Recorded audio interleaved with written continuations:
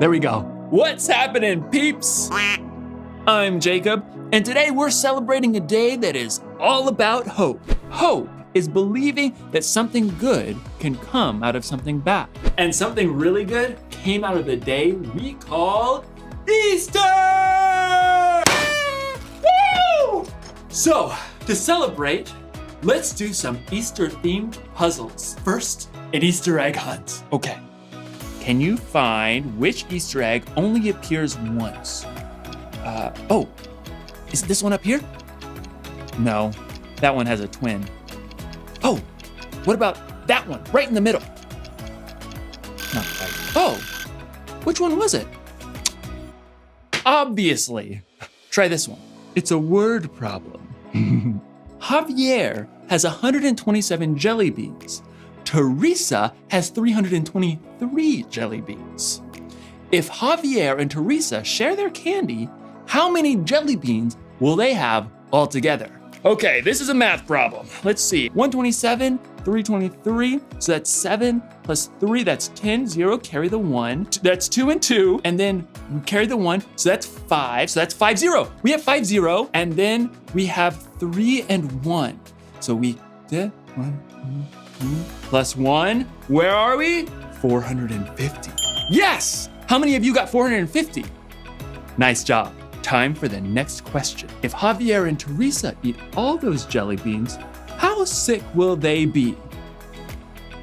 I'm just kidding. Eat candy responsibly, peeps. Time for the last puzzle. Scramble word. Okay, these letters spell something. Let's find out what. Okay, oh, there it is. And then another P. Got it. Therapy apes. Psychologist monkeys. I'm not sure that's a thing. Let's try this. We have an H, E, and a Y. Ooh, and then, ooh, I know. Hey, rest, Papa. Had a long day. Dad, take a load off. No, that's not it. Oh, it's Easter. Obviously. Aha! And because it's Easter, aha! Try peeps. Oh, you scrambled words, don't mind if I do. Today's story is the most epic true story of hope that you'll ever hear, and I hope you enjoy it. I'll see you in a few. Wait right there. The night is darkest and I feel weary. I'm not alone, 'cause you are with me. A new day is coming. I see light and the sun will rise and hope is alive. Yeah. No matter what tomorrow brings, I know that you'll be by my side all the time. You'll never leave.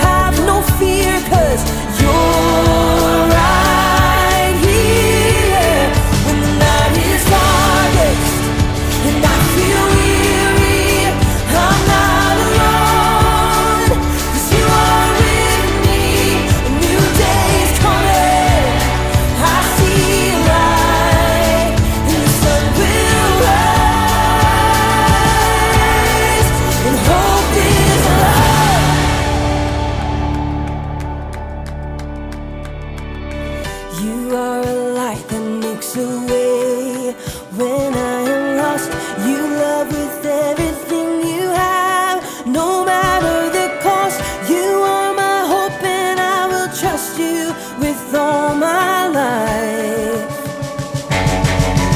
You are a light that makes a way when I am lost. You love with everything you have, no matter the cost. You are my hope and I will trust you with all my life. Yeah.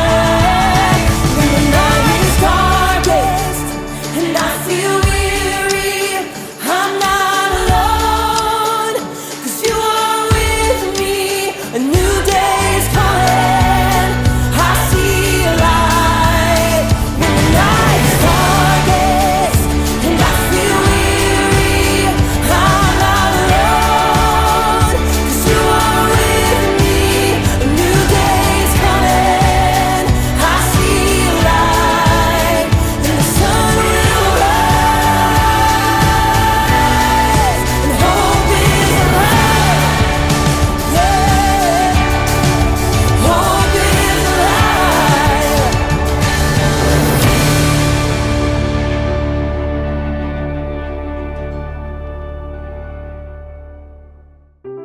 The Bible. It's 66 books of history, stories, letters, and poetry that fit together to form God's one big story. The epic adventure of how He created us and loves us so much that He made a way to rescue us. As we travel through the Bible, from Genesis to Revelation, we discover people who met God and found their lives changed forever. Now, for an amazing story, inspired by the book of John. Chapters 18 through 20. In the days before electricity, people were used to living in darkness much of the time. But no one had ever known darkness like the deep dark that descended during Passover week nearly 2,000 years ago. Jesus had arrived in Jerusalem to shouts and cheers.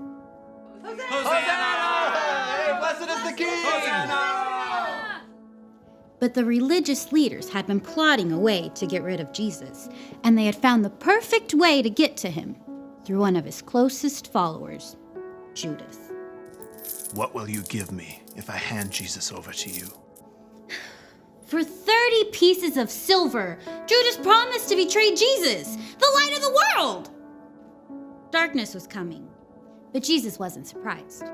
After a special Passover meal with his friends, he told them, "In a little while, you will no longer see me. Then after a little while, you will see me." Jesus led his friends across the Kidron Valley to a garden called Gethsemane. This very night, you will all turn away because of me. Peter hurried to step right up beside Jesus. All the others may turn away because of you, but I never will. In the garden, Jesus pleaded with God in prayer. My Father, is it possible for this cup to be taken away? But if I must drink it, may what you want be done. His friends couldn't stay awake long enough to pray with Jesus. But soon, the dim silence of the garden was broken. A mob of soldiers and officials streamed into the garden carrying flaming torches. Judas marched right up at the front and led them straight to Jesus. Who do you want? Jesus of Nazareth! I am he. At first, everyone fell back, but then they surged forward to grab Jesus. Peter tried to defend him with the sword, but Jesus stopped him. Put your sword away. Shouldn't I drink the cup of suffering the Father has given me? Jesus was tied up and taken to the high priest for questioning. Panicked, his friends fled into the darkness, except for Peter and John, who followed at a distance. Peter waited outside in the courtyard while John slipped inside. You aren't one of Jesus' disciples, are you? Peter, afraid for his life, froze. I am not. Inside, Jesus was put on trial and lied about by fake witnesses. Tell us if you are the Messiah, the Son of God. You have said so. From now on, you will see the Son of Man sitting at the right hand of the Mighty One. He has spoken an evil thing against God. Outside, others asked Peter if he was a friend of Jesus. Twice more he said. I am not! Jesus' own friends had abandoned him. Even as bleak morning light grew, darkness continued to gather. Because the Jewish leaders couldn't sentence anyone to die, they sent Jesus to the Roman governor, Pilate. What charges are you bringing against this man? He has committed crimes. Pilate questioned Jesus himself. Are you the king of the Jews? My kingdom is not from this world. I was born and came into the world to be a witness to the truth. Everyone who is on the side of truth listens to me. Pilate returned to the crowd. I find no basis for any charge against him. Pilate was afraid of the Jewish leaders who could get him in trouble with the Emperor Caesar. So he gave in, and Jesus was beaten. A crown of sharp thorns was pressed into his head, and he was handed over to the soldiers to be crucified. You! Carry this! Jesus was forced to drag the heavy beams of his own wooden cross through the streets of Jerusalem to a barren hill outside the city walls, Golgotha. Jesus' arms and legs were nailed to the rough cross using heavy spikes. Then, the cross was raised up to stand between two other crosses holding thieves. Even though it was the brightest part of the day, darkness began to close in. Must be a storm coming in. Jesus' mother, along with a few of his followers, looked on, their hearts breaking. Around mid-afternoon, Jesus cried out, My God! My God! Why have you deserted me? It is finished. Then, Jesus bowed his head and died. The earth shook. Rocks split open. The darkness of despair settled into the hearts of Jesus' friends. His body was taken to a nearby garden and placed in an empty tomb. A heavy stone was rolled in the way to block the entrance. Soldiers were even sent to stand guard during the long, dark night. But even in the deepest darkness his world had ever known, God was still at work. Early on Sunday, even before the sun rose, Jesus' friend Mary Magdalene crept to the entrance of the tomb. But when she got to the entrance, the heavy stone had been rolled away. It's empty. Confused, Mary raced to find Peter and John. They too saw the empty tomb and returned home, still trying to understand. Mary stayed behind in the slowly growing light. Tears filled her eyes as she bent into the tomb to see once again. Oh! Two bright angels dressed in white sat where Jesus' body had been laid. Mary turned back to the garden, her breath catching in her throat. The rising sun nearly blinded her, but she could see a man standing there. Woman, why are you crying? Who are you looking for? At first, Mary thought this must be a gardener, but then he spoke again. Mary. Teacher! It was Jesus, alive! Mary threw herself at his feet. As the light grew around them, Jesus told her, Do not hold on to me. Instead, go to those who believe in me. Tell them, I am ascending to my Father and your Father, to my God and your God. Mary raced to find the others. I have seen the Lord. Through Jesus, God had defeated death forever. We can hope because in the end, darkness will never win.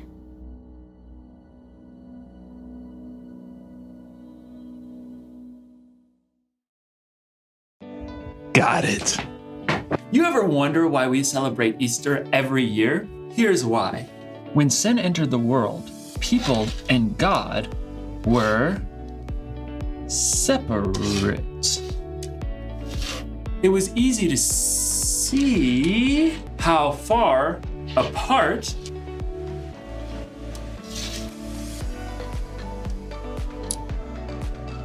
we were. People tried to make it up to God, but the price was too steep. So, God came up with a plan to save our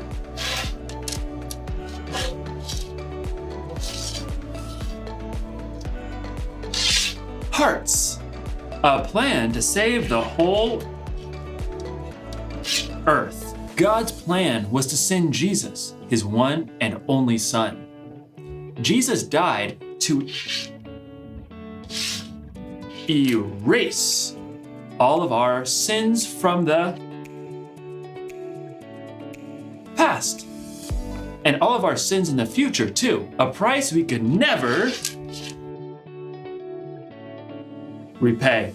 Jesus died because of his great love for us, and we celebrate Easter because we remember that Jesus' death wasn't the end of the story. Jesus came back to life to give us hope so that when we believe, we'll have a relationship with God that will last forever. He rose from the dead to show that he's more powerful than any fear or any problem we may have. He rose so that we would know this one thing. Whatever happens, remember Jesus is alive. So, no matter what's puzzling you, you can be sure that Jesus is with you. He loves you, and he is still very much alive. Happy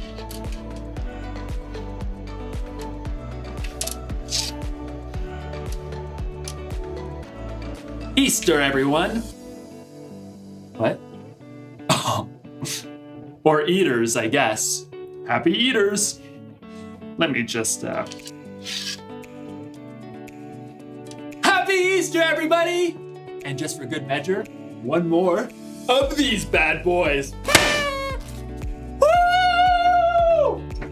Happy Easter! I'll see you next time, peeps.